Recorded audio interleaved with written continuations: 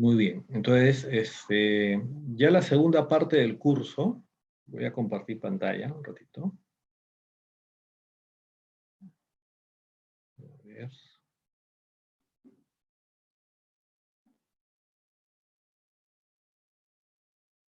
Bien. Ahí se ve, por favor.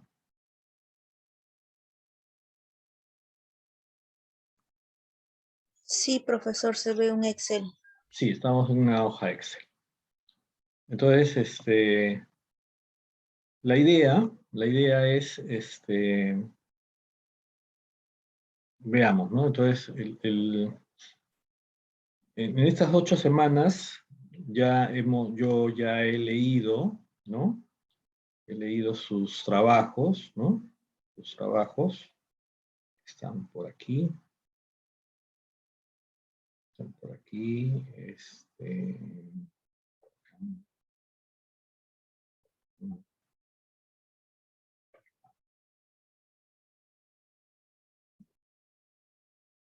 Ya, este es sus avances, ¿no? ¿No? Esos son los trabajos que yo he leído y que también les he dado ya.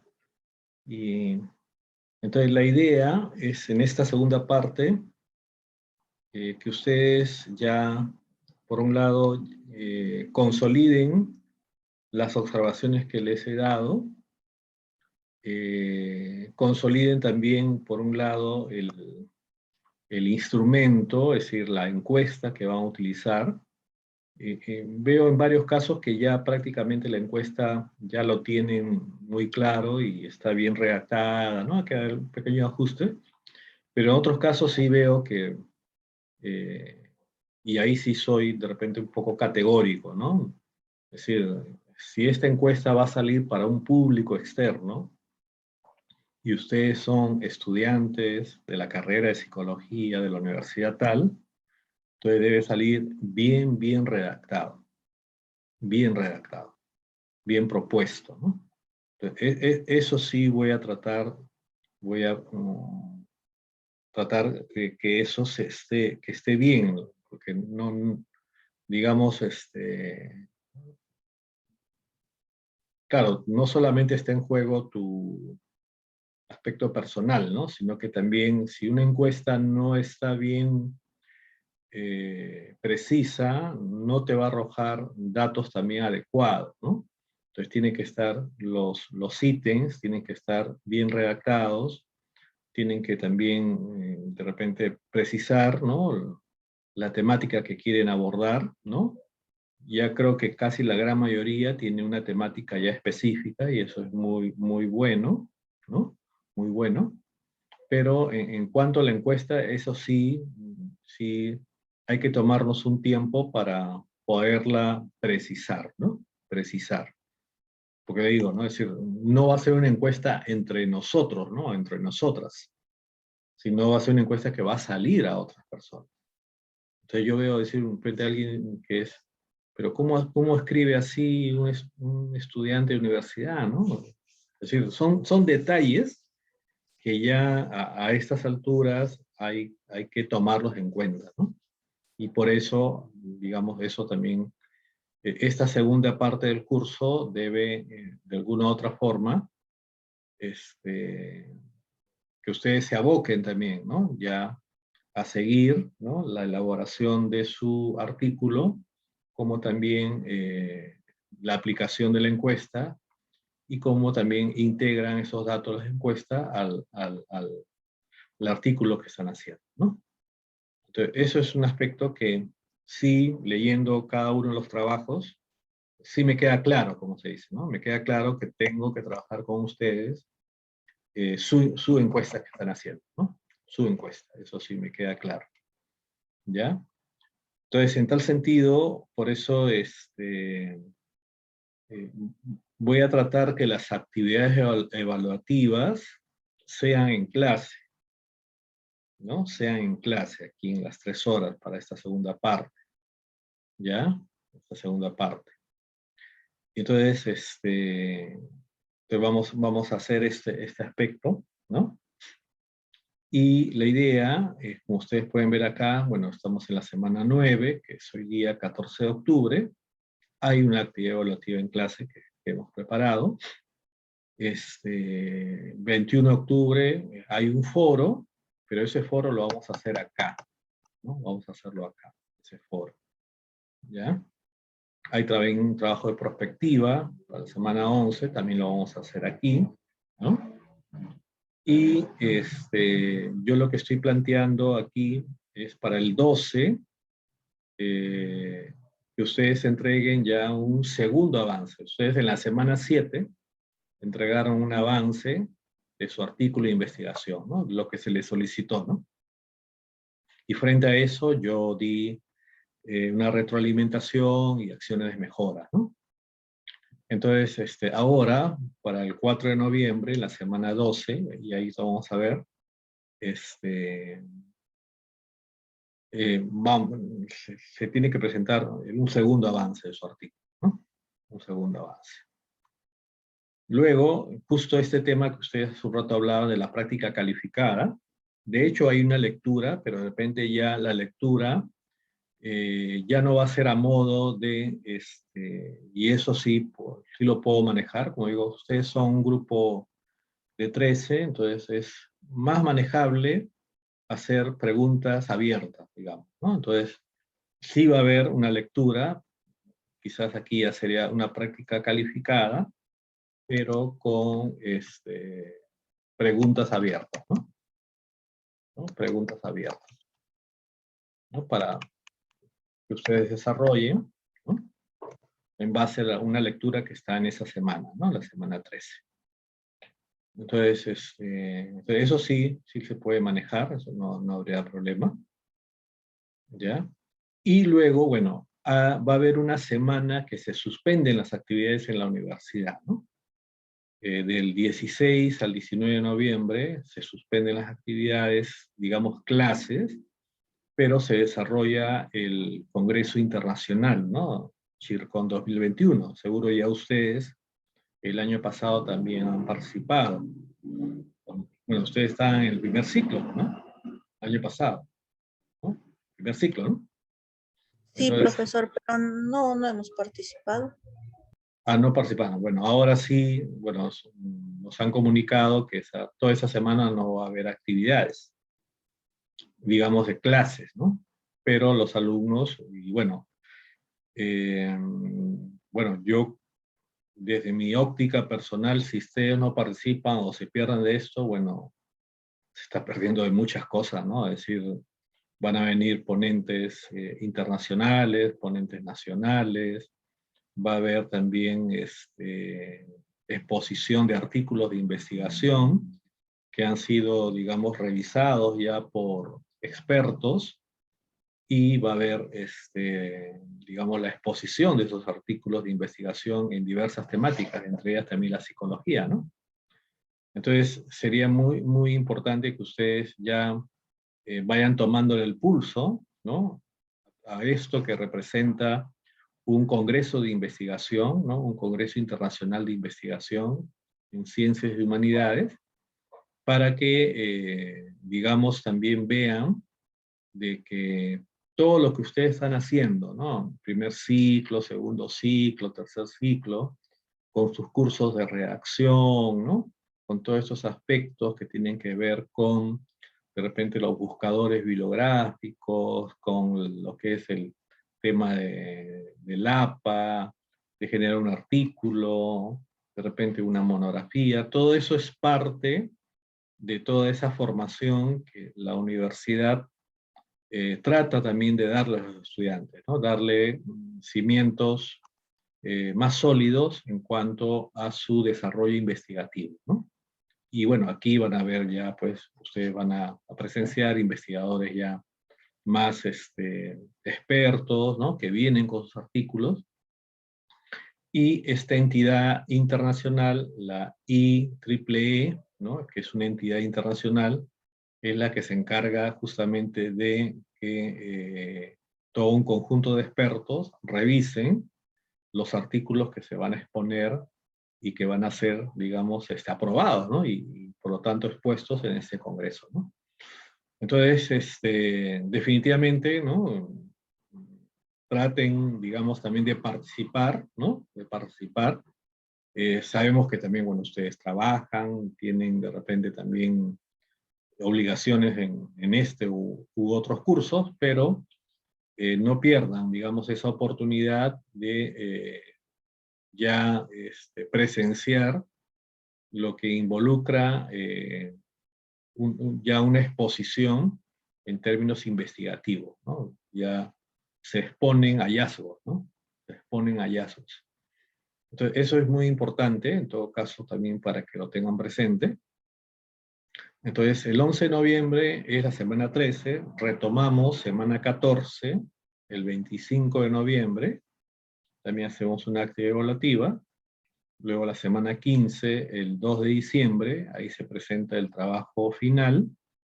Y el trabajo final sí va a valer esta vez 40%, ¿no?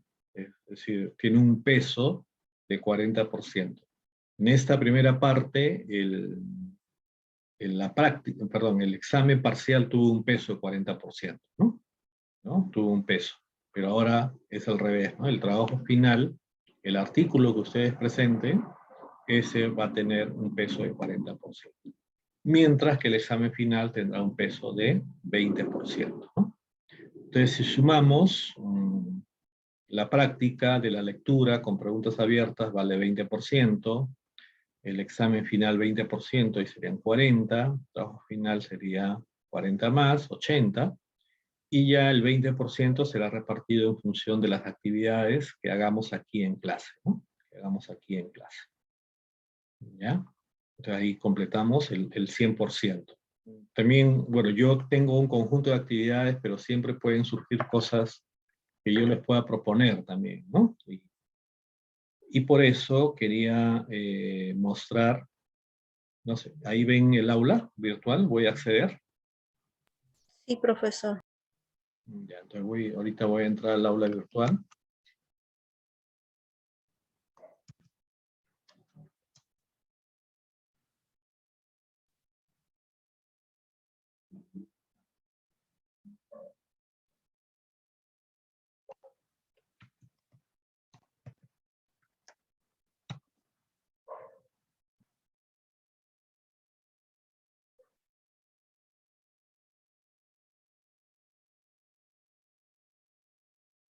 Ya, acá estamos.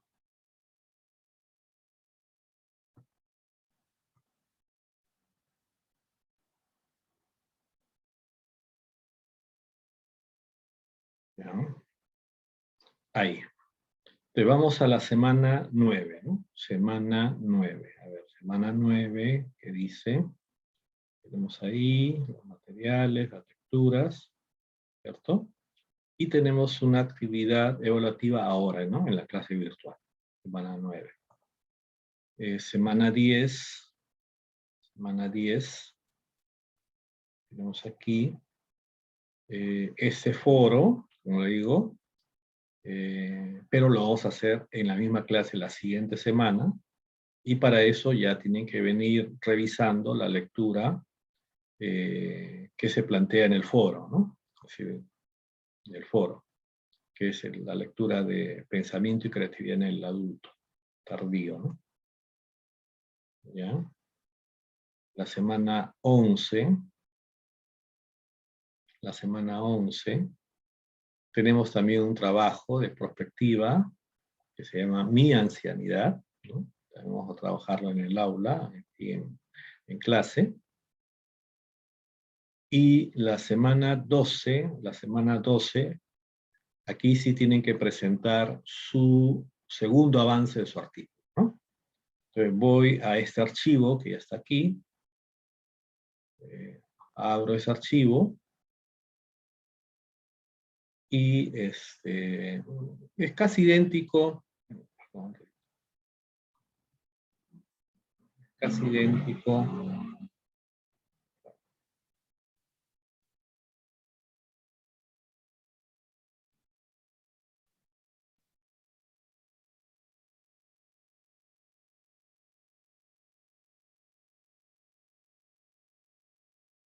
Ahí se ve, por favor.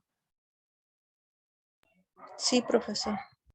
Ya, entonces ese es ya el documento que también ya explica las partes que componen el artículo, que es la introducción, que en este caso no es solamente una presentación del trabajo, sino es ya prácticamente plantear la teoría, ¿no?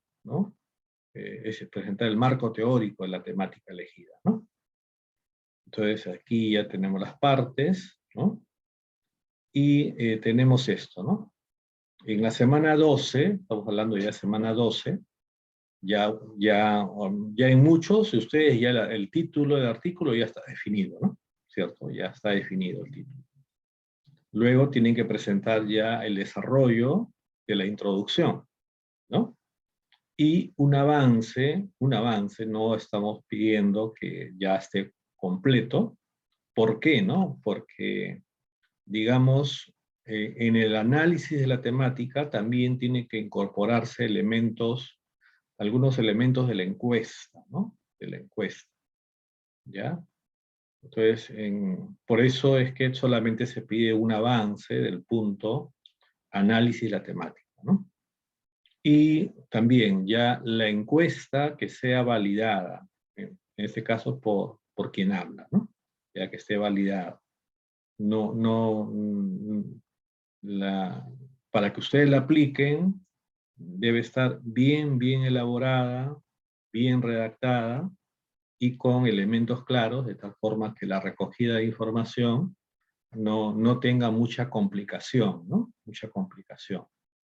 ¿Ya? Entonces, eso sí vamos a trabajar desde ahora hasta la semana 11 para poder mejorar esa parte, ¿no? ¿Ya? Entonces, esos son los puntos que ustedes tienen que presentar para esta semana 12, ¿no? Y un poco si vamos ya a las fechas, ¿no? Las fechas. Acá están las fechas también ya planteadas.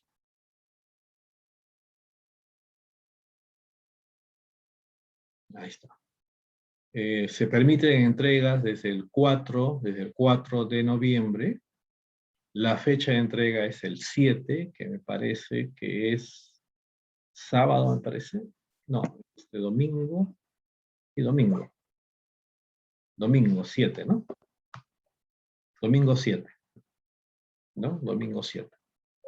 Y fecha límite, obviamente que se puede entregar a través del sistema hasta el 9 de noviembre, ¿no? Hasta el 9 de noviembre. Ahora, ¿eso por qué, no? Porque, como vuelvo a decir, yo debo leerlo y debo alcanzarle la retroalimentación a ustedes, ¿no? Debo alcanzarle la retroalimentación. Entonces, por eso también es importante tener presente estos tiempos, ¿no? Para que ya nosotros tenemos, a ver, 4 es jueves, 5. Tenemos clases el día 5, ¿no? 5 de noviembre, que es viernes. 5 de noviembre. 5 de noviembre, sí, es viernes. Entonces, ya ustedes para el 12 debieran tener ya la retroalimentación, ¿no? Para que sigan avanzando en su artículo, ¿no? Y ya en la aplicación también de la encuesta, ¿no? ¿Ya? No sé si con respecto a este punto hay alguna consulta, alguna pregunta.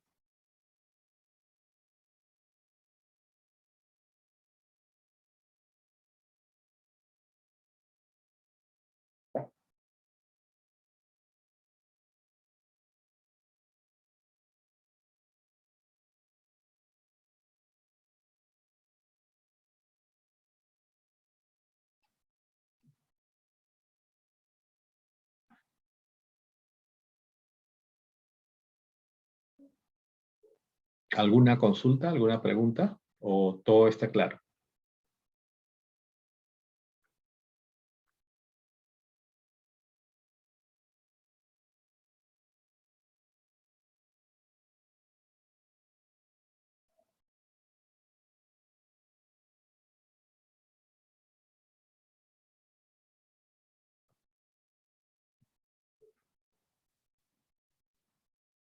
Profesor, buenas noches. Sí, disculpe, una pregunta. Con Sí, adelante. respecto a las conferencias, ¿nos van a pasar la voz? Porque me imagino que va a ser un pago extra. ¿Nos estarán avisando, digo? Bueno, yo tengo entendido que sí, ¿ah? Tengo entendido que sí. Ese detalle no conozco muy bien, no te lo podría precisar. Bueno, lo que nos han comunicado a nosotros es que esa semana se suspenden las actividades en clases y bueno, los docentes también tenemos que participar del Congreso, ¿no? También como los estudiantes. Ahora, en cuanto a costos, eso sí no te podría precisar, eso sí no conozco. Pero bueno, ahorita ya hay toda una programación para todo eso, ¿no? Ya va a haber mesas, inclusive va a haber talleres, va a haber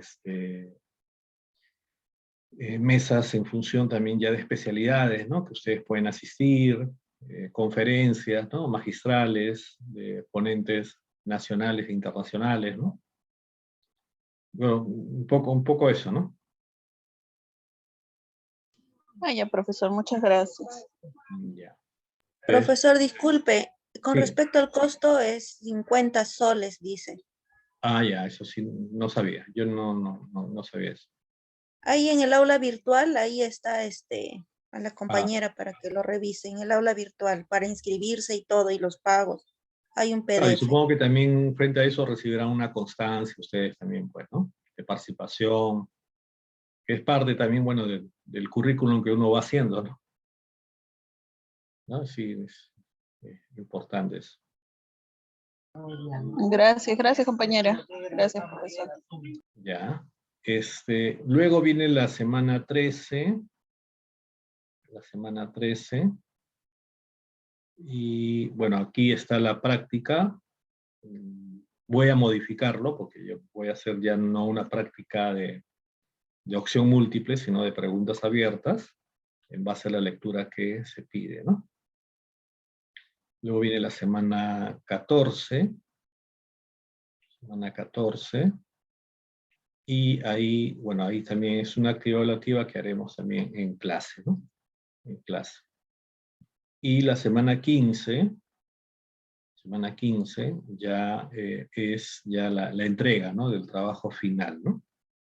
Entonces aquí, si vamos aquí a la programación, ¿qué fecha, no? ¿Qué fecha está planteada? Aquí, por ejemplo, está con una fecha anterior, esto no debe ser. Algo rápido.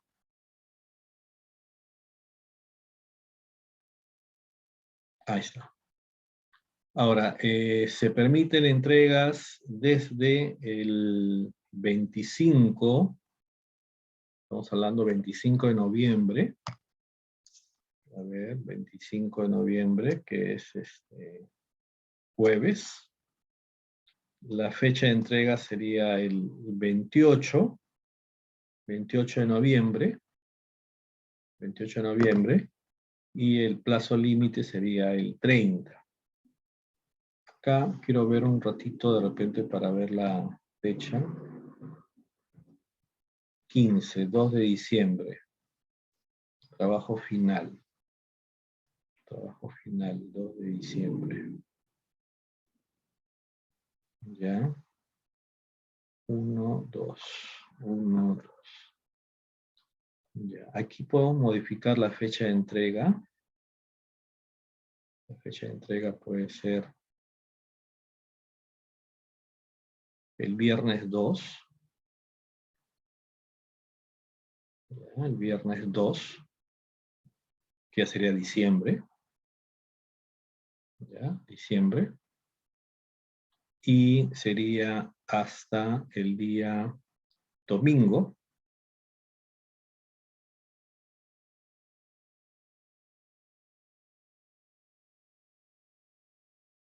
La fecha límite sería el 4 de diciembre. ¿Ya? Sí lo pongo acá al mediodía porque, como digo, yo requiero tiempo también. Sí, bueno, hay algunos que van a presentar de repente luego. para poderlo leer y ya ir evaluando, porque ya la siguiente semana es fecha final, ¿no? Fecha final. Entonces, de esta forma quedaría, ¿no? De esta forma quedaría digamos, para las fechas del trabajo final, ¿ya? Las fechas del trabajo final.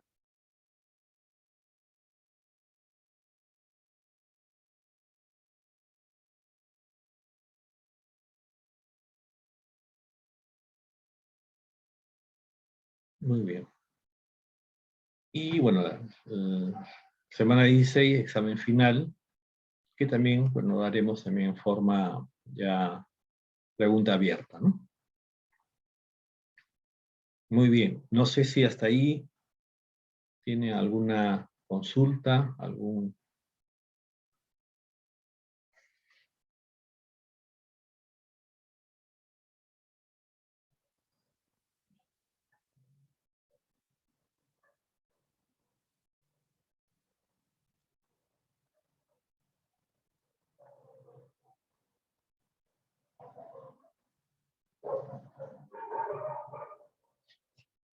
Ahí se ve, por favor. Sí, profesor. Ya. Entonces vamos a ya iniciar, ¿no? Iniciar un conjunto de puntos que nos permitan de repente profundizar un poco más ya en la última etapa del desarrollo, ¿no? Que sería la adultez, adultez tardía, ¿no? La adultez tardía. Entonces, un poco la idea es también entender estos aspectos de lo que es la ancianidad o senectud, no solamente en la psicología, sino en varias disciplinas como la biología, la neurociencia. Se han hecho también teorías en torno al envejecimiento y también bajo ya distintos hallazgos que el envejecimiento como tal, como proceso, ¿no? Como proceso biológico en las especies, en el caso del ser humano no se inicia en la misma ancianidad, ¿no? Ya este proceso está viniendo ya mucho más antes, ¿no? Obviamente en la ancianidad se acentúa, ¿no? Se acentúan ya a nivel de cambios físicos, cambios psicomotores o cambios también neurológicos, ¿no? Cambios neurológicos. Entonces, un poquito quería presentar aquí justamente la encuesta que hice. A ver.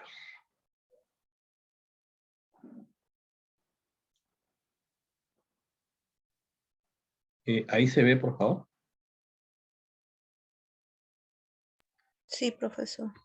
Ya. Entonces, eso es un poco, podríamos llamarlo, aplicado a una muestra de personas, una encuesta de actitudes, ¿no? De actitudes, ¿no?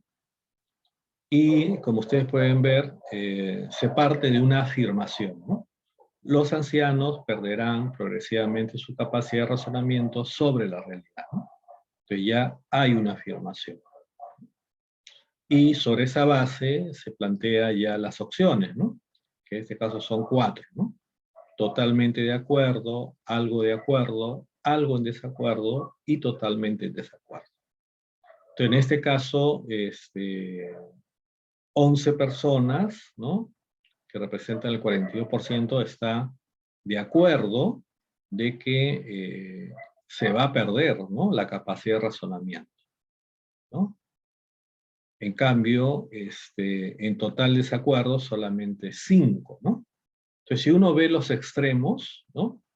Uno puede decir, ¿no? Claro, definitivamente ya la velocidad del razonamiento en el anciano no es la misma, pero eso no involucra que el anciano pierda en sí la capacidad de razonar, sigue razonando, ¿no? Entonces, eso un poquito ya me da cuenta de cómo de repente se percibe al anciano, ¿no? Entonces se está percibiendo como una especie ya de deterioro que va a conllevar ya a, de repente, no razonar adecuadamente sobre el mundo, ¿no? Y eso es un elemento a veces que está presente, ¿no? Y a veces, inclusive en la vida práctica, ocurre mucho eso, ¿no? Es decir, inclusive a veces los ancianos se dan cuenta, ¿no? Ya sea como papá o como mamá, que los hijos tratan de hacer, de que los ancianos hagan lo que los hijos quieren, ¿no? Y a veces el anciano se da cuenta, ¿no? Es decir, tiene su capacidad de razonamiento, ¿no? Y eso es un elemento que a veces pasa en la cotidianidad, ¿no? Es decir, nadie niega que va a haber una afectación en la velocidad del procesamiento de la información, en de repente en la capacidad para poder recuperar información del pasado, pero eso no involucra que en todos los ancianos se pierda la capacidad de razonar, ¿no? Entonces, eso de aquí ya me está dando una actitud, ¿no? Puede decir, ¿no? De cada 10, más o menos 4 opinan que sí va a haber, ¿no? ¿No? Que sí va a haber, ¿no? Que sí va a haber digamos, una pérdida significativa, ¿no? Es un enunciado 1, ¿no? Luego tenemos acá, dice, un o una anciano o anciana requiere máximos cuidados y atenciones de sus familiares cercanos. No se les puede dejar solos. También, como ustedes pueden ver, la afirmación es categórica, ¿no? ¿No? La afirmación es categórica. Entonces, frente a esa afirmación, ya la persona contesta, ¿no? Entonces, aquí 18 han contestado que están de acuerdo, ¿no? Entonces, y bueno, sabemos que también en la vida práctica, bueno, muchos ancianos pueden, digamos, ser autónomos, ¿no? En cuanto a su cuidado de higiene, en cuanto a su alimentación, en cuanto ya no tendrán la misma fuerza, el mismo vigor, ¿no? La misma flexibilidad, ¿no? Pero pueden desarrollar, ¿no? Pero hasta el extremo de decir, no se les puede dejar solos, ya está involucrando aquí más o menos 7 de cada 10, ¿no? ¿No? 7 de cada 10. Ahora, hay que decir también que esta encuesta es una encuesta exploratoria, ¿no? Todavía no es una encuesta que tenga un muestreo consistente para efectos de una investigación. Lo que queremos es recoger, ¿no? De un grupo de personas cuál es su actitud frente a eso, ¿no? Y la actitud es como que ya prácticamente cómo se está concibiendo al anciano, ¿no? Cómo se concibe. Muy bien. También aquí, ¿no? Otra afirmación. En la ancianidad, y esa coma de ahí es importante, ¿no? ¿No? Coma, ¿no? Es una pausa. En la ancianidad, y lo que viene ya es una afirmación, ¿no? Sobre ello, ¿no? Los deseos sexuales prácticamente desaparecen, ¿no? Ahora, aquí, por ejemplo, sí es bien interesante, ¿no? Porque está un poquito más peleado, ¿no? 4 de cada 10, ¿no? Dicen que sí, ¿no? ¿No? Totalmente de acuerdo, ¿no? Algo de acuerdo, en cambio 10, ¿no? Digamos, 10 personas, ¿no? 10 personas. Algo en desacuerdo, 8. Y acá sería, ¿no? Para interpretarlo, acá sería 15%, ¿no? 15%. Es decir, casi de cada 10, 2, ¿no? Más o menos, ¿no? Queremos interpretarlo. Acá 36%, ¿no? De cada 10, más o menos 38, perdón, ¿no? Casi 4, por ejemplo, ¿no? 4. Algo en desacuerdo, ¿no? 30%. 3 de cada 10, ¿no? Y totalmente en desacuerdo, casi 2 también, ¿no? Casi 2. ¿No? Entonces, eso es bien, eh, digamos, con respecto a las respuestas que han dado en las dos primeras preguntas, ¿no? Si ustedes pueden dar. Es decir, no razona, ¿no? O ya pierde su capacidad de razonar, digamos, hay que estar pendientes de ellos, ¿no? Pero prácticamente en la cuestión de sus deseos sexuales, no consideran que esto desaparece, ¿no? Y bueno, y eso puede tener varias interpretaciones, porque ya en los últimos años se ha visibilizado un poquito más, de repente, este aspecto de la afectividad durante la ancianidad, ¿no? Durante la adultez tardía, ¿no? Y como que ha habido ya una especie de progresiva ruptura o quiebre con esa mirada de que ya la sexualidad era imposible en la ancianidad, ¿no? Puede estar representando esto, ¿no? ¿No? Puede estar representando ya ese cambio de actitud, ¿no? Y otra, ¿no? También, ¿no? Siento que mi ancianidad va a ser feliz, ¿no? Va a ser feliz. Y bueno, aquí, digamos, casi 5 de cada 10 dice que sí, ¿no? Otros, en cambio, 3 de cada 10 dice también algo de acuerdo, ¿no? Y algo en desacuerdo es menos, ¿no? El número, ¿no? Pero digamos como que hay una perspectiva no fatalista, más bien de la felicidad en la ancianidad, ¿no? Hay una perspectiva, me parece, digamos, de que puede ser feliz, ¿no? ¿No? Que puede ser feliz. Muy bien. Y luego otra pregunta, me gustaría participar en proyectos sociales que ayuden al anciano, ¿no? ¿No? Que ayuden al anciano.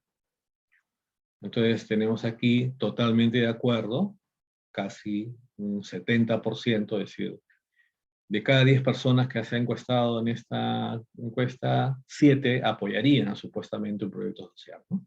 Con el anciano, ¿no?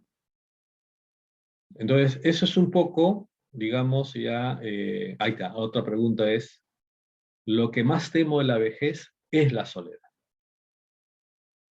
Aquí cerca del 50%, ¿no? Aquí cerca, y si lo sumamos los dos, hacen ya 75% más o menos, 74%. Estamos hablando de cada 10, 7 tienen temor a la soledad, ¿no? Es un aspecto, ¿no? Ahora, ¿eso qué significa, no? ¿Qué más significación le podemos dar a ese aspecto, no? ¿Por qué hay ese elemento, no? ¿Por qué hay ese elemento? Habría que revisar, ¿no? Muy bien, no sé, ¿ustedes qué opinan? ¿Cómo lo ven esta encuesta? ¿Qué les parece?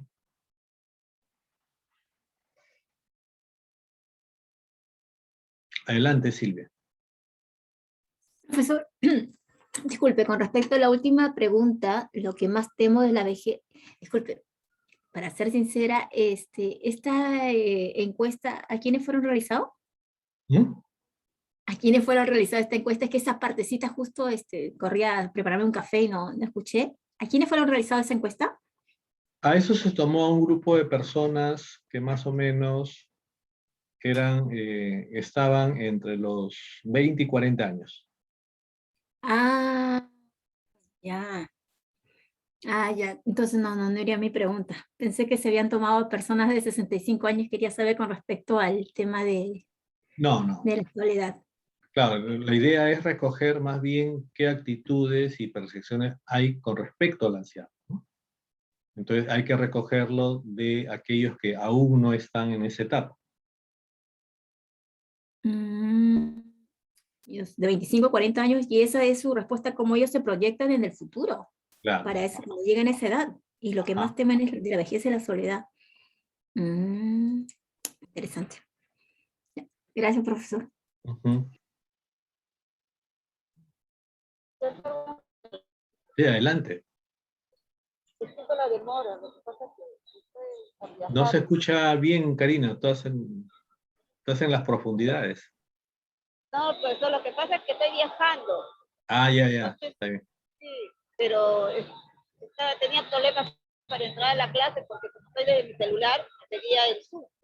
Pero justo he entrado donde usted está dando un tema muy interesante. Mi pregunta es, ¿cuál es el motivo, profesor, de la cual las personas, según la encuesta que usted acaba de informar, le tienen miedo a la soledad? ¿A qué se debe? ¿Cuál es el factor que se debe, que le tienen ese temor a la soledad o a quedarse solo?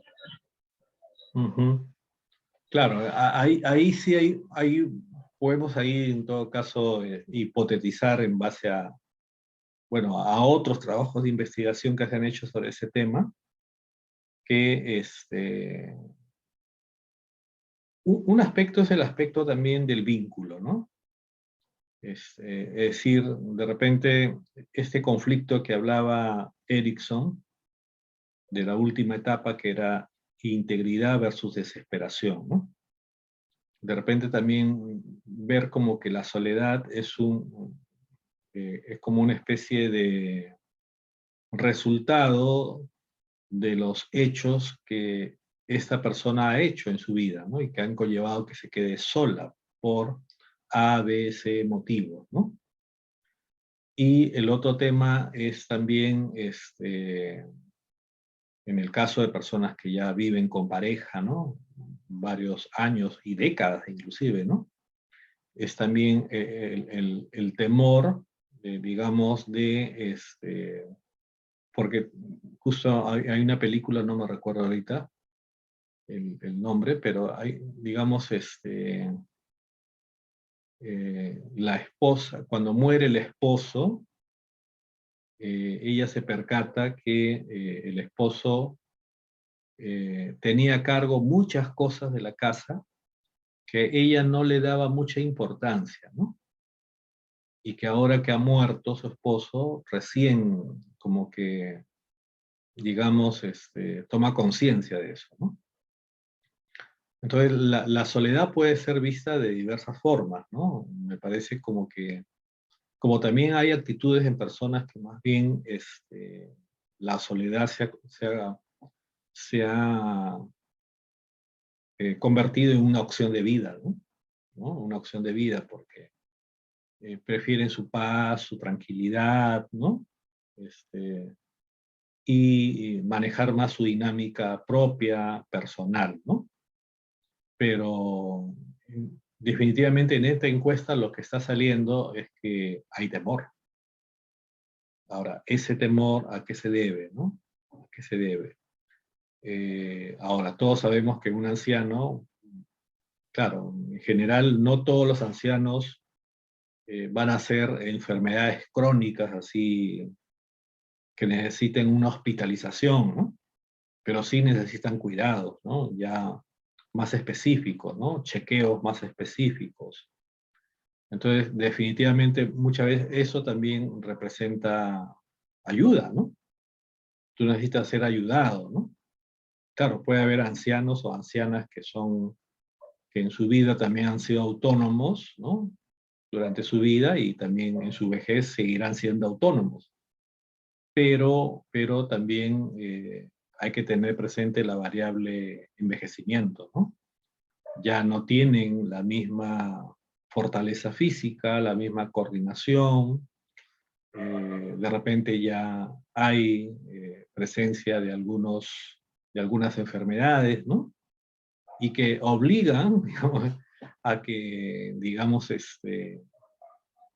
necesites una compañía, digamos, ¿no? Necesites un apoyo. Ahora, ¿cuántos ancianos pueden pagar a alguien que de repente los vele, ¿no?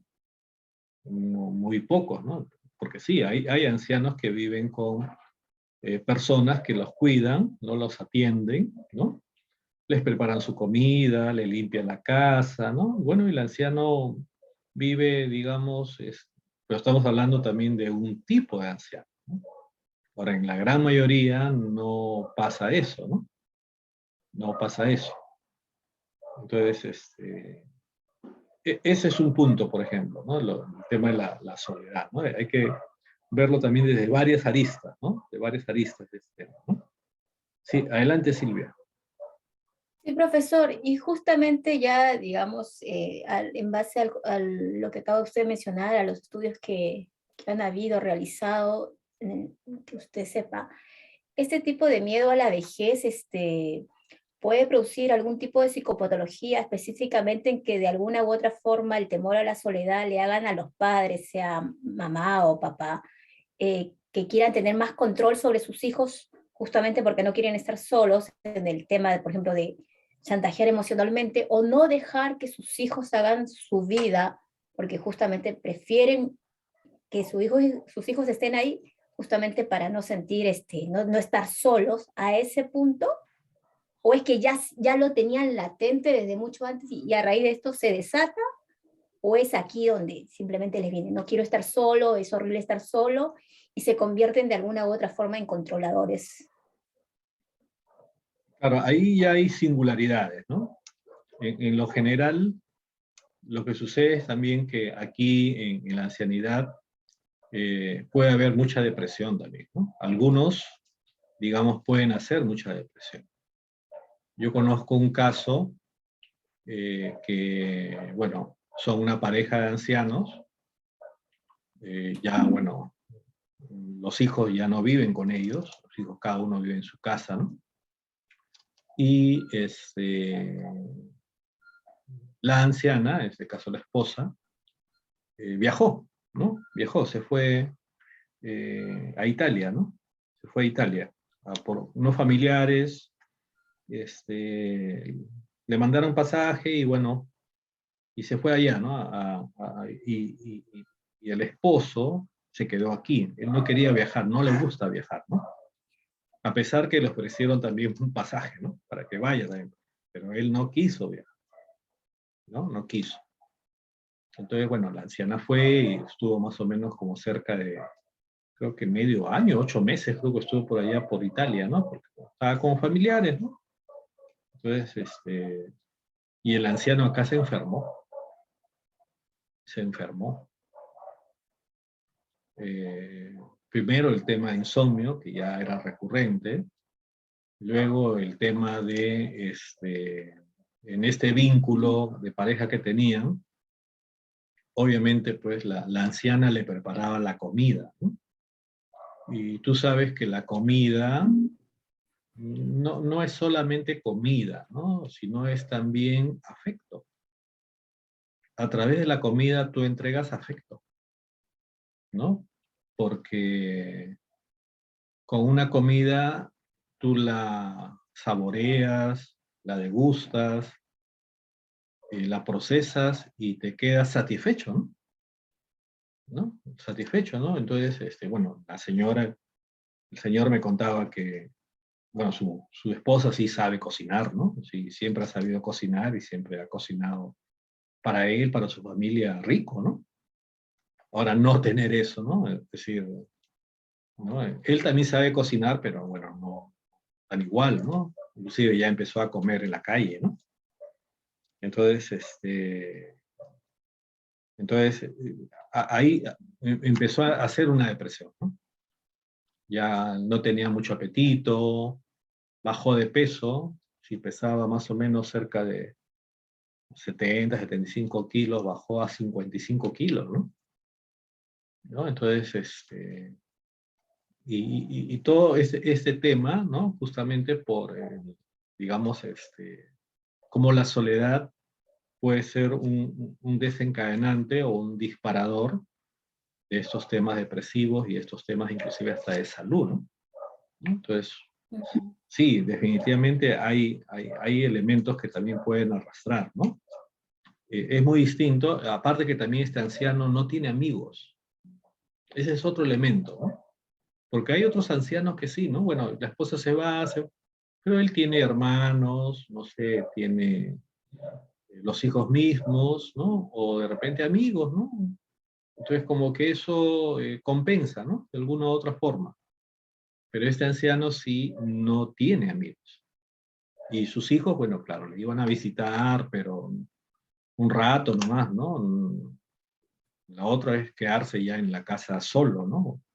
Como se dice, la casa fue construida para, digamos, 7 hijos, Los hijos. y ahora solamente queda él, ¿no? Claro, es que se construye la casa pensando que los hijos van a vivir todo para Claro. siempre. Y no hay. Entonces, y en este caso, por ejemplo, sí, él sí fue diagnosticado con depresión, ¿no? Y tuvo que llevar un tratamiento y ya luego cuando vino la esposa, más bien, ese fue su mejor tratamiento porque ya volvió a recuperar el peso, el apetito, solucionó el tema del insomnio, ¿no? Fíjense ese elemento, ¿no? Es decir, ese elemento que puede ser, digamos, vital para un anciano, ¿no? Ya. Gracias, profesor. Ujú.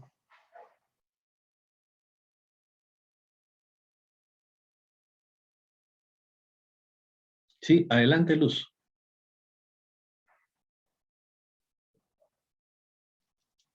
Gracias, profesor.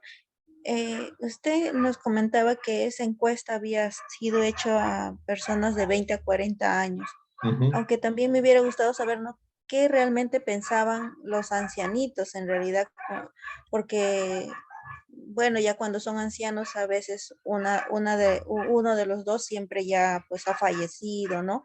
O ujú, también me ponía a pensar con respecto a lo que usted dijo, ¿no? Del afecto que hay cuando pues están en pareja los ancianitos y por la comida, por ejemplo, ¿no?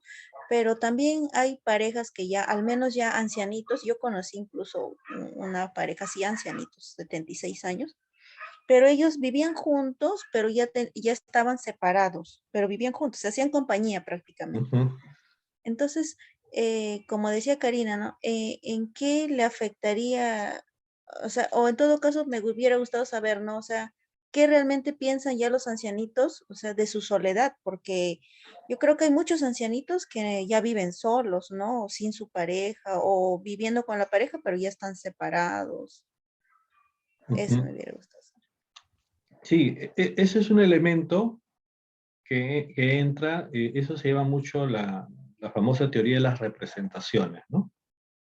En todo caso, ya si hubiera sido la encuesta con ancianos, ya nos gustaría saber, como tú dices, ¿no? Como dices, ¿qué actualmente los ancianos, qué se representan con respecto a su soledad, a su sexualidad, con respecto a su fuerza y vigor de repente muscular, con respecto de repente a sus capacidades cognitivas, ¿no? Eso sí, inclusive ya es un estudio de tipo, inclusive hasta más cualitativo.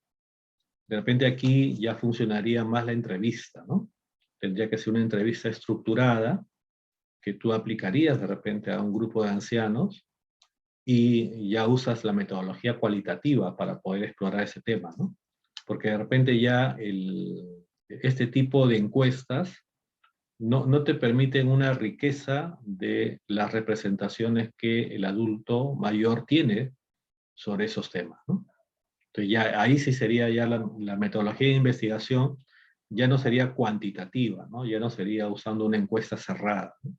Sino ya sería más cualitativa, tratando de abordar su mundo subjetivo del anciano, ¿no? Comprendiendo más su mundo subjetivo, ¿no? Ya tendría que ir por ese lado, ¿no? Mejor. Y hay varios trabajos en ese sentido, varias investigaciones que han abordado ese aspecto, por ejemplo, ¿no? Ya, el uso de la metodología cualitativa para tener más claro esas representaciones que tú dices, ¿no? ¿Qué piensa el ancianito, la ancianita, ¿no? Con respecto a estas cosas, ¿no? ¿Cómo la está representando, ¿no? Y cómo así la sustenta, ¿no?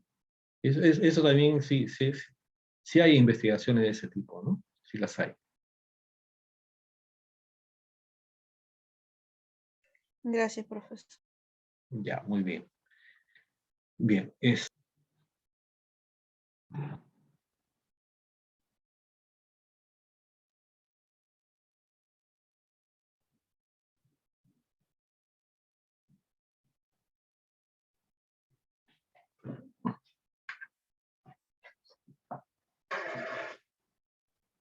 muy bien. Entonces, empezando ya aquí esta etapa en base a los temas que vamos a ver el día de hoy, un elemento es ver los cambios, obviamente ya la ancianidad que se vive actualmente ha conllevado también a modificaciones y eso es importante también ya tenerlo presente, ¿no? Para poder ver cómo han ido cambiando no solamente la esperanza de vida, las políticas públicas en relación al anciano, sino también ya un conjunto de percepciones sobre lo mismo, ¿no?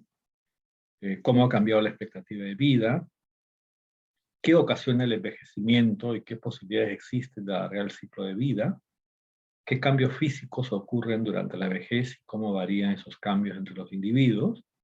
Eso es un elemento también importante, ¿no? Si bien definitivamente va a haber un deterioro, pero no en todos el deterioro es el mismo, ¿no?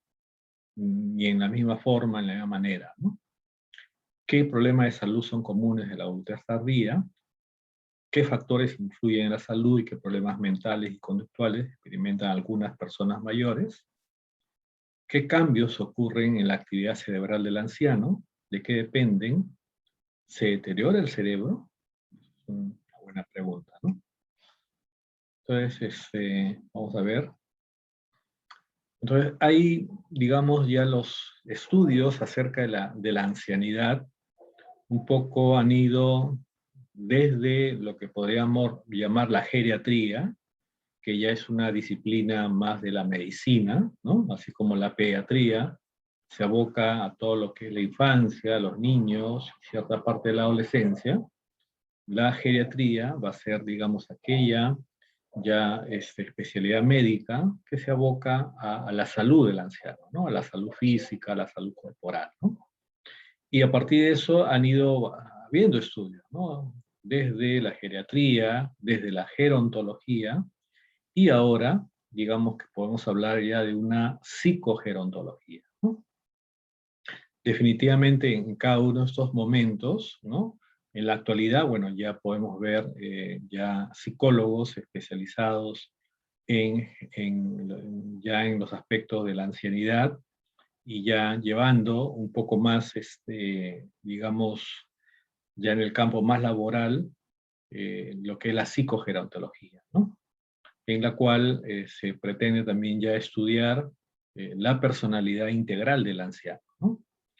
Ahora, en cambio, la gerontología de repente se abocó mucho a cómo investigar las causas y condiciones del envejecimiento, ¿no?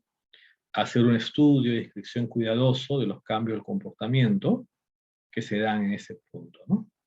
Mientras que la geriatría sí estuvo vinculado más pues al aspecto del tratamiento médico durante la ancianidad, ¿no?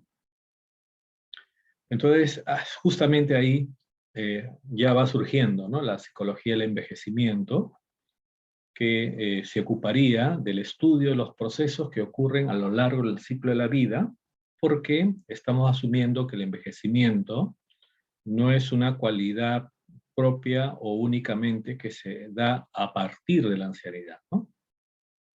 Y por lo tanto, cambios, ¿no? Procesos que se dan a lo largo del ciclo de la vida, así como de la estabilidad y los cambios que se producen en las variables motoras, cognitivas y emocionales, ¿no? Además, la psicología de la vejez se centra esencialmente en las diferencias psicológicas, ¿no? Se centra esencialmente en las diferencias interindividuales atribuibles a la edad, ¿no? En cambio, la psicogerontología va a estudiar la complejidad del fenómeno de envejecer, ¿no? Es decir, qué involucra no solamente en el aspecto físico o médico envejecer, ¿no? Qué dinámica al interior de la personalidad, al interior de sus relaciones o vínculos más cercanos o sociales, se dan ya para el anciano, ¿no? Entonces, es un poco ya comprender esa subjetividad que va construyéndose, que va, digamos, ya apareciendo ya en estas etapas, ¿no? Pero esa subjetividad no solamente remitido al individuo aislado, ¿no? Sino remitido también a todo su sistema de vínculos y relaciones con la cual también interactúa este anciano, ¿no? Entonces es un poco también para que veamos dentro del campo de la psicología, definitivamente pues hay también una opción profesional de ir trabajando ese tema, ¿no? Se habla mucho también de lo que se llama el viejismo, ¿no? Como aquellas actitudes negativas, ¿no? Socialmente estereotipadas, prejuicios mantenidos por la población en detrimento de la vejez, ¿no? La ancianidad y el proceso de envejecimiento. Entonces hay percepciones acerca de la tercera edad, ¿no? que ya son vetustos, que tienen patologías, que son regresivos, que son personas rígidas, que son como bebés ahora, ¿no? Ahora hay como infantes, ¿no? Son enfermizos, son inactivos, son aislados. Todo un conjunto de actitudes y percepciones que ha adquirido una categoría, ¿no? Le llaman el viejismo, ¿no? El viejismo. Y, bueno, hay lo que se llama las teorías del envejecimiento, ¿no? Las teorías del envejecimiento. Y estas teorías, ¿no? Estas teorías, como le decía, ¿no? No solamente tratan de explicar los cambios que se dan durante la ancianidad en sí, ¿no? Sino que ya ven a este proceso como un proceso más prolongado, ¿no? Un proceso que también es un poquito más, que ya incluso empieza en etapas anteriores, entonces ya se ve desde esa perspectiva, ¿no? Entonces tenemos ahí las teorías ambientalistas o las teorías deterministas, ¿no? Y por lo tanto hay dos grandes enfoques, ¿no? Algunos plantean como fundamento de esos enfoques, hablan de la acumulación causal de sucesos nocivos, ¿no? Por exposición a factores exógenos, adversos, así como también a fenómenos aleatorios, fenómenos al azar, ¿no? De qué pasa si una persona, por ejemplo, durante toda su vida, por ejemplo, como pasa, ¿no? Toda su vida se dedicó a ser estibador en el mercado de frutas de la parada, ¿no? Entonces, definitivamente esa persona luego de repente va a tener problemas esquelético-motores, ¿no? Y eso por un factor exógeno, ¿no? Propio de su actividad laboral, por ejemplo, ¿no? Entonces, por ahí hay un elemento, ¿no? También recurren mucho al cálculo de probabilidades para estudiar los fenómenos que afectan la vejez, ¿no? En cambio, las deterministas hacen énfasis en variables concretas y conocidas, ¿no? Las cuales se desarrollan de la misma manera en cada reproducción del fenómeno estudiado, ¿no? Entonces ya hablan mucho del genoma humano, como ustedes saben. El genoma humano ha sido, digamos, un proyecto de investigación científica a escala mundial, ¿no? Es decir, poder conocer, digamos, el mapa genético del ser humano, ¿no? Cómo saber que los diversos genes que tiene el ser humano, qué aspectos podrían estar determinando en cuanto de repente a su naturaleza biológica. Y bueno, algunos van un poquito más allá y también quieren encontrar ya que hay algunos aspectos genéticos que están predisponiendo algunas conductas o algunas formas de ser inclusive, ¿no? Entonces ya son elementos ya un poquito más, de repente, más precisos, ¿no? Entonces, en esas teorías, digamos que podemos llamarlas ambientalistas o estocásticas, hay también las teorías del entrecruzamiento y cuál es su fundamento biológico, ¿no? Van a proponer, por ejemplo, la formación de enlaces moleculares entre proteínas o cadena de ácidos nucleicos se incrementa con la edad, ¿no? Toman como referencia los cambios bioquímicos producto de la diabetes, ¿no? Es decir, muchos ancianos, por eso, por ejemplo, tienen que ser operados porque en sus ojos han aparecido cataratas, ¿no? Y eso ya dificulta su visión, ¿no? Entonces aquí habría, digamos, ya un fundamento biológico, ¿no? Explicado a partir de estos hechos moleculares o proteicos que pueden incrementarse con la edad y eso perjudicar ya el normal desarrollo de la persona, ¿no? Otros hablan de la teoría del desgaste o acumulación de desechos, en que se fundamentan en términos biológicos, ¿no? Ellos hablan mucho del envejecimiento celular por efecto de la ruptura de productos citoplasmáticos, ¿no? Su consiguiente y acumulación y por ende afectando el adecuado metabolismo celular. Un aspecto muy interesante y que, bueno, la célula, ¿no? La célula, y nosotros tenemos millones de células, y tenemos diversos tipos de células según también ya sean células óseas, células musculares, células hepáticas, células sanguíneas, en fin, ¿no? Tenemos una infinidad de tipos también de células, ¿no? Pero para que la célula pueda seguir funcionando, seguir, digamos, con vida, ¿no? Y seguir reproduciéndose, por lo tanto, necesita mantener un metabolismo, ¿no? Cuando ese metabolismo ya no se puede dar, ¿no? No se puede dar, obviamente eso también va a ser un elemento de envejecimiento, ¿no? Y por lo tanto, esta teoría se enfoca mucho en el inadecuado funcionamiento celular, lleva a muerte de tejidos orgánicos, células y por ende a la vejez, ¿no? A la vejez.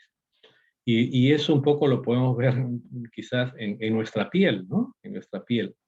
Nuestra piel, quizás es siempre, digamos, nuestra piel se está renovando, ¿no? Se está renovando. Y eso de repente es mucho más, como se dice, mucho más rápido cuando somos jóvenes, ¿no? Pero conforme pasa la edad, ya la renovación celular en la piel ya no es tanto, ¿no? Y ya empiezan a aparecer las arrugas, por ejemplo, ¿no? Entonces, y eso obviamente ya conlleva a tener esos signos de vejez, ¿no? Ya por el envejecimiento celular que se produce en este caso en el tejido epitelial, ¿no? Entonces, son elementos que, digamos, van explicando o tratando de explicar este envejecimiento, ¿no? Y dentro de las teorías no deterministas, también hablan, por ejemplo, de una teoría genético-estocástica, en la cual el fundamento biológico tiene que ver con los daños provocados al azar en el ADN del envejecimiento, ¿no? Entonces, y por lo tanto toma en consideración lo siguiente, ¿no? La vejez como resultado del desequilibrio de los mecanismos que permiten la reproducción celular. Es decir, cuando somos jóvenes, la reproducción celular está en equilibrio, ¿no?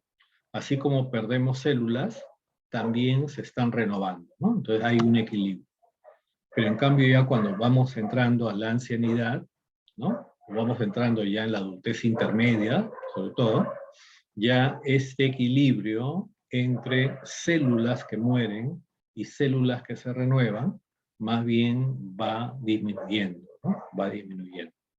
Entonces, eso es un efecto, por ejemplo, ¿no? Un efecto que estas teorías plantean, ¿no? Proponen. Y por lo tanto, la inestabilidad del genoma afecta al ADN, así como la expresión de los genes sobre el ARN y las proteínas, ¿no?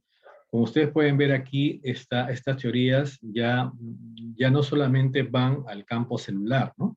Sino que también eso va a tener una afectación inclusive ya en el campo genético, ¿no? También de repente ustedes habrán oído hablar, no sé si se han oído hablar de la teoría de los radicales libres. No sé, ¿han oído hablar de los antioxidantes? Que una persona debe consumir antioxidantes. Sí, profesor, como la vitamina C. Claro, la vitamina C, la uva, el vino, la aceituna, y todos los alimentos quizás que son oscuros, ¿no? Las pasas, por ejemplo, ¿no? La alcachofa, la beterraga, por ejemplo, ¿no? Son ricos en, digamos, en antioxidantes, ¿no? Porque justamente, digamos, tratan de disminuir, ¿no? Lo que se llama la oxidación, ¿no? Que sería en pocas palabras la forma como, digamos, ciertos elementos químicos presentes en el metabolismo celular va a afectar también a las personas, ¿no? Entonces se plantea, por ejemplo, que los radicales libres son moléculas que perdieron un electrón y buscan obtenerlo de otras células, con lo cual convierten a estas en radicales libres. Así se desencadena un efecto dominó sobre la demás célula.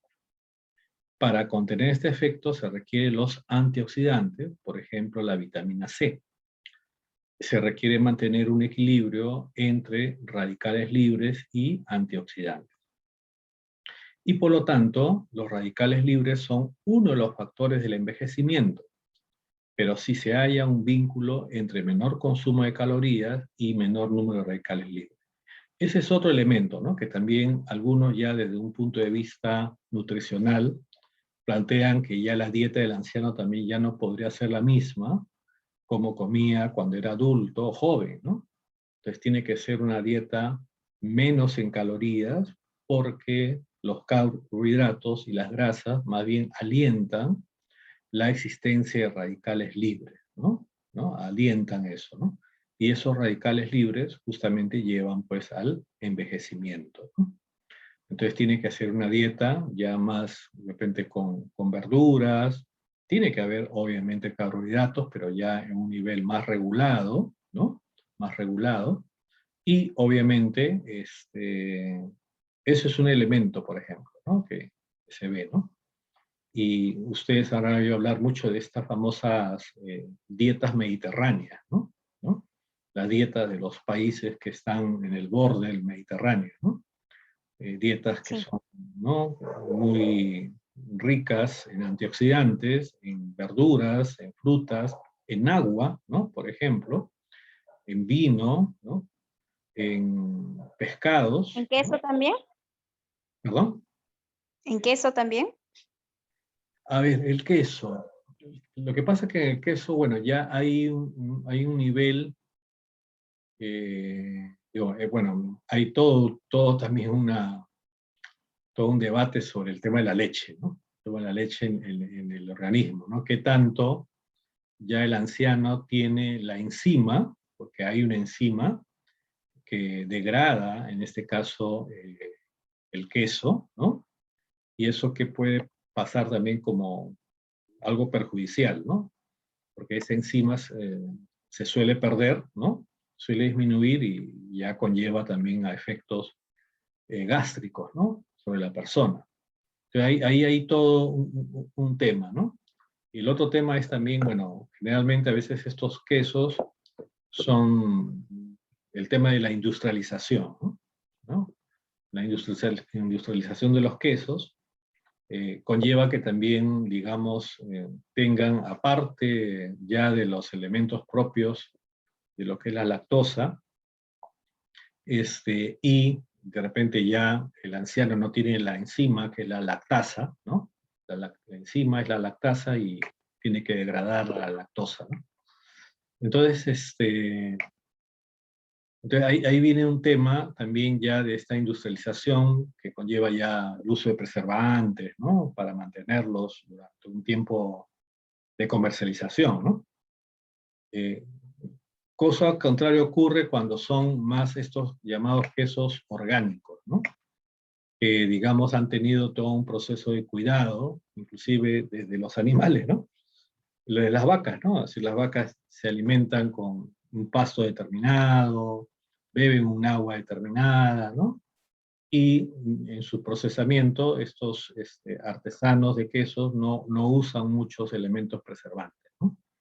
Y también su venta, pues, es una venta no a grandes escalas, sino a producción mucho más casera, ¿no? Ahí hay todo un debate con respecto a este tema de los quesos, pero sí, también dentro de la dieta mediterránea también definitivamente está el tema del queso, ¿no? Y bueno, el queso proporciona pues niveles de proteínas, ¿no? Dado en la leche, ¿no? Entonces, pero creo que un elemento ahí es el equilibrio entre las porciones, ¿no? Siempre es, como se dice, cómo se equilibran las porciones ya en la comida del anciano, ¿no? Muy bien. Y tenemos por acá también, hay las teorías evolucionistas, que ven el envejecimiento como un proceso natural de adaptación que organiza la renovación paulatina de las generaciones, ¿no? También la acumulación de mutaciones genéticas durante el ciclo de vida se expresará en el adulto tardío. Ese es otro elemento también importante. Justo conversaba con un biólogo, y es interesante que nosotros, por ejemplo, nacemos ya con un material genético, ¿no? y en cada una de nuestras células, ¿no?, está, digamos, ese material genético, ¿no?, en el núcleo de cada una de nuestras células, ¿no? Pero también, digamos, puede haber mutaciones, ¿no?, transformaciones en el proceso, ¿no? Y eso de repente ya pasar a las siguientes generaciones, ¿no? Es decir, los genes también están modificándose en el proceso de vida que uno tiene, ¿no? También es algo bien, bien interesante, ¿no? Y por lo tanto, el envejecimiento se desencadena cuando se da un desajuste, ¿no?, entre los mecanismos de supervivencia y los mecanismos de reproducción, ¿no? Y otros plantean, que es también algo bastante divulgado, que ya el envejecimiento está genéticamente programado. Es decir, así como está programado genéticamente que van a madurar tus estructuras biológicas, que va a madurar tu cerebro hasta un punto determinado, también ya está programado genéticamente que vas a envejecer, ¿no? Entonces, ese es un elemento que también se maneja bastante, ¿no? Y por lo tanto, se ha hecho inclusive en laboratorio, ¿no? Como dice acá, en condiciones in vitro, ¿no? En determinadas muestras. Las células tienen un límite de proliferación, ¿no? Hasta dónde pueden proliferar, hasta dónde pueden reproducirse, ¿no? Conllevando luego al proceso de envejecimiento, ¿no? Claro, esto explicado desde el punto de vista celular, ¿no? Hay también el tema inmunológico, que en las últimas décadas ha cobrado importancia, que tanto también la fragilidad o fortaleza de nuestro sistema inmunológico puede también representar, digamos, el estar más preparado o más frágil, ¿no?, hacia contagios de enfermedades, por ejemplo, ¿no? Entonces, ese es un elemento que también... Y bueno, aquí sí se avanzó con lo que se llama la psiconeuroinmunología, ¿no? Psiconeuroinmunología, ¿no? Es decir, cómo hay todo un circuito en la cual, digamos, hay una especie de articulación entre lo que sería lo psicológico, ¿no?, lo psicológico, ¿no?, también lo neurológico, lo endocrino, ¿no?, lo hormonal, y también lo inmunológico, ¿no? Lo inmunológico. Entonces, esto es todo un circuito, no están por separado. No es que mi sistema inmunológico no tenga nada que ver con mi sistema endocrino, mi sistema neurológico o mi psique, ¿no? Muy por el contrario, están muy empatados. Y como le decía hace un rato, ¿no?, es decir, una persona con depresión, obviamente su sistema de defensas se vuelve más frágil, ¿no? Y por lo tanto, más vulnerable ante agentes patógenos, ya sea internos, porque recordar que también nosotros tenemos agentes patógenos internos, ¿no? Solamente que en un momento determinado, ¿ustedes han oído hablar de microbiota? ¿Han oído hablar de eso, microbiota?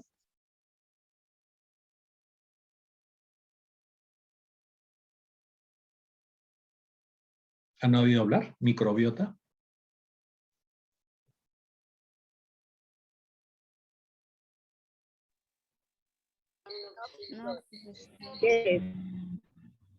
Claro, entonces nosotros también en nuestro propio organismo tenemos bacterias, ¿no?, un conjunto de agentes que son beneficiosos, pero que contrarrestan agentes que son negativos, ¿no? Entonces hay un equilibrio, ¿no? Si estamos con salud, eso significa que los agentes, bacterias o otros organismos están en superioridad, ¿no? En superioridad, digamos, ¿no? Controlando, pero justamente cuando a veces hay estos problemas psicológicos, de tristeza, abatimiento, depresión, estos elementos pueden decaer, ¿no?, y hacer que esos agentes patógenos que están en nuestro propio organismo puedan incrementarse, ¿no?, y llevar a procesos de enfermedad, por ejemplo, ¿no? Entonces, justamente la teoría inmunológica ve ese elemento, ¿no?, como esta pérdida de la capacidad inmunológica ya se va a acentuar durante la ancianidad, ¿no? También la teoría neuroendocrina, que también trata de establecer este nexo entre lo neurológico y lo endocrino, ¿no? Y que aquí podríamos agregarle, detrás de lo neurológico y endocrino también está lo psicológico, ¿no? También está, ¿cierto? Entonces también está ese elemento, ¿no? Que obviamente también conlleva pues a ver todo este eje, ¿no? Digamos, biológico a nivel neuronal, el eje hipotálamo, hipófisis, ¿no? Y una glándula, como lo que es la glándula suprarrenal, que tiene que ver con la secreción de adrenalina, por ejemplo, muy presente en los estados de ansiedad. Entonces, ahora, todo eso es un eje biológico, pero aquí hay que agregarle también, digamos, ya, por ejemplo, ¿no? No sé si se han visto, algunos ancianos se ponen a hacer tai chi, ¿no? No sé si se han visto, se ponen a hacer tai chi. O de repente algunos ancianos se empiezan a poner a hacer manualidades, ¿no? No sé, carpintería, escultura, jardinería, no sé si han visto eso, no sé si han visto. O a veces a bailar, ¿no? Bailar, ¿no? Se ponen a llevar clases de baile, ¿no? Aquí en Comas, bueno, supongo que en la pandemia lo habrán cerrado, ¿no? Había acá en la Tupac Amaru, llegando acá por el Paradero México, por ahí, había un centro del adulto mayor, ¿no? Toda la mañana lo veía a los ancianos bailando, ¿no? Haciendo sus clases de baile. Seguro también, profesor. ¿Perdón? Seguro también.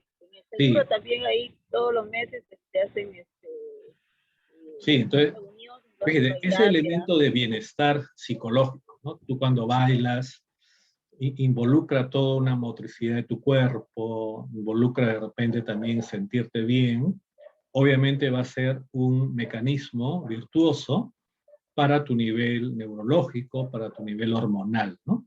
Como que te genera un equilibrio beneficioso, por ejemplo, ¿no? En cambio, si el anciano está postrado, los hijos no le hacen hacer actividad, ¿no? No lo motivan, ¿no? Entonces, obviamente, va a conllevar a que eso, digamos, conlleve a que, digamos, su vejez sea mucho más, sea mucho más dolorosa, ¿no? Entonces, porque ya está investigado este circuito, ¿no? Entre lo psicológico, lo neurológico, lo endocrino, a lo cual también se agrega lo inmunológico, ¿no? Es todo un circuito muy, muy importante, muy importante a tener en cuenta, ¿no? Bueno, esto ya sería un poquito un resumen, ¿no? Lo que hemos visto, ¿no? Ahora, en términos de cambios físicos y psicomotores que se van a dar durante esta etapa, bueno, todo el sistema visual necesariamente va a haber su afectación, ¿no? En términos de agudeza visual, en términos también para ver ya los objetos de cerca, en términos también de repente de ya ser más afectados por la intensidad luminosa, también su sistema auditivo, ya la dificultad para distinguir los tonos agudos, ¿no? Y por lo tanto tiene que haber ya el uso, ¿no? Ya inclusive de algunas ayudas auditivas, ¿no? Para poder, digamos, y quizás, ¿no? Un elemento, y todos sabemos que tanto perder la vista, ¿no? Es un elemento que definitivamente golpea a una persona, ¿no? Que una persona ya no pueda ver, es muy negativo, ¿no? No puede ver. Pero, digamos, también el hecho de perder la audición o de repente ya no escuchar bien, y a veces algunos ancianos no lo informan a sus familiares, hacen como que también ya el anciano se aparte, ¿no? Se distancie del vínculo, ¿no? Puede estar sentado, pero ya no interactúa, ¿no? En el diálogo que se da, ¿no? Inclusive hasta los familiares tendrían que hablarle un poco más alto, ¿no? O de repente ya evaluar una ayuda médica a nivel auditivo, ¿no? Y también hay afectación pues en el sistema gustativo, olfativo, ¿no? Definitivamente también pues las células que tienen que ver con la recepción de los estímulos también van envejeciendo, van disminuyendo en cantidad, y eso hace que también ya las cosas no huelan igual como olían antes, o sepan igual, ¿no? Eso también es importante tenerlo presente, ¿no? También tenemos, digamos, el sistema psicomotor se va a ver comprometido. Para eso también es importante ver actividad física en función también a sus condiciones psicomotoras, ¿no? No todos los ancianos pueden correr. Hay ancianos que corren una maratón, una mini maratón, ¿no? Hay ancianos porque ya han tenido de repente todo un ritmo de vida deportiva, ¿no? Pero los ancianos, según también su condición y su particularidad, requerirían también un tipo de actividad, ¿no? Un tipo de actividad. Entonces, se disminuye mucho el tiempo de reacción motora, ya, y esto conlleva que también ya muchos ancianos, de repente ya no sea adecuado que manejen, ¿no? Autos. Porque, digamos, cuando tú manejas un auto tienes que tener también una capacidad de reacción ante los estímulos que puedan pasar en una calle, en una avenida, ¿no? Que a veces, bueno, la forma como por un lado, algunos conductores conducen, como también algunos peatones caminan y hacen una serie de, digamos, de problemas, puede conllevar accidentes, ¿no? Y por lo tanto se reduce la renovación de las fibras musculares, entonces va perdiendo masa muscular, entonces si pierden masa muscular, eso involucra que pierde fuerza, y por lo tanto también ya necesita de repente micronutrientes o nutrientes vinculados a elementos proteicos para al menos mantener, ¿no?, las fibras musculares y no perder fuerza, ¿no? Y también, digamos, se acelera el proceso de desgaste en las rodillas, por ejemplo, las articulaciones, lo cual puede generar también dolor, ¿no? Y también los ancianos mayores presentan mayor dificultad para realizar acciones debido al deterioro progresivo, tanto del sistema músculo-esquelético, ¿no?, las articulaciones necesarios para la motricidad, ¿no? Entonces, aquí sí es importante de repente que un anciano sí tenga una rutina, ¿no? Si este anciano no tiene un problema motor evidente, ¿no?, que puede de repente hacer una actividad motriz, digamos, más acorde también a su fortaleza. Si ya hay ancianos que ya tienen algún tema motor, que puede ser una escoliosis, por ejemplo, o una lordosis, que puede ser de repente una artrosis a nivel de la rodilla, por ejemplo. Entonces ya se tendría que buscar otras ayudas, ¿no? Otras ayudas para que al menos mantengan cierto nivel de movimiento, ¿no? Movimiento. Eso es un elemento importante. Entonces, en estos cambios que se dan, ¿no?, tanto en las modificaciones sensoriales como también motrices, es importante apuntar, ¿no?, a intervenciones, ¿no? Cómo ver también regular las luces en la casa, ¿no?, por ejemplo, ¿no? Cómo usar más colores vivos y contraste, por ejemplo, ¿no? Evitar lugares con ruidos de fondo, porque a veces eso perturba también ya, digamos, la captación, ¿no?, de estímulos sonoros por parte del anciano, ¿no? Mayor vocalización, ¿no? Y siempre también como que, digamos, establecer una conversación cara a cara con la persona, ¿no? Más sabor a los alimentos, masticar bien, ¿no? Consumo de frutas, detectores de humo, porque a veces puede pasar, de repente ya no detectan, de repente una fuga de gas, por ejemplo, ¿no? Entonces se requiere ya detectores de humo. Evitar situaciones de alto riesgo y velocidad, hacer ejercicios. Otro elemento también ya es cómo ver, digamos, la organización de los muebles en la casa, por ejemplo, ¿no? Cómo ver eso también. Las puertas, abrirse con facilidad.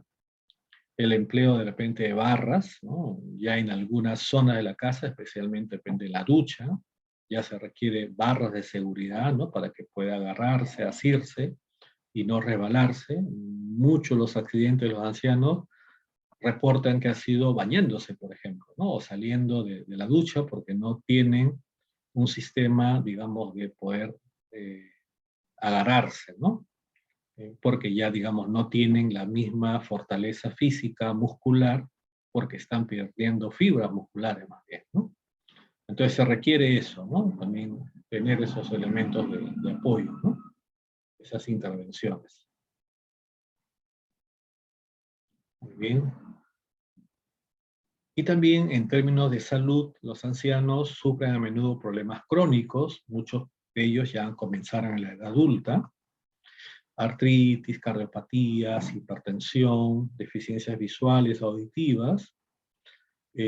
A veces las caídas pueden ser también muy fatales para un anciano porque puede postrarlo, y ese postrarse ya involucra que dependa de otros para su cuidado. El otro es una inadecuada dieta alimenticia, ¿no? Porque puede generar anemia, es decir, puede comer mucho, pero al final no come los nutrientes o los micronutrientes necesarios, ¿no? Aumento de colesterol, ¿no? Y esto es un problema actualmente muy fuerte en los Estados Unidos, ¿no? Ancianos que, digamos, tienen este problema, e inclusive, ¿no?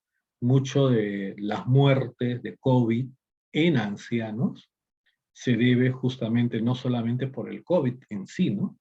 Sino porque ya tenían elementos preexistentes, ¿no? Como este tema de la arteriosclerosis, por ejemplo, ¿no?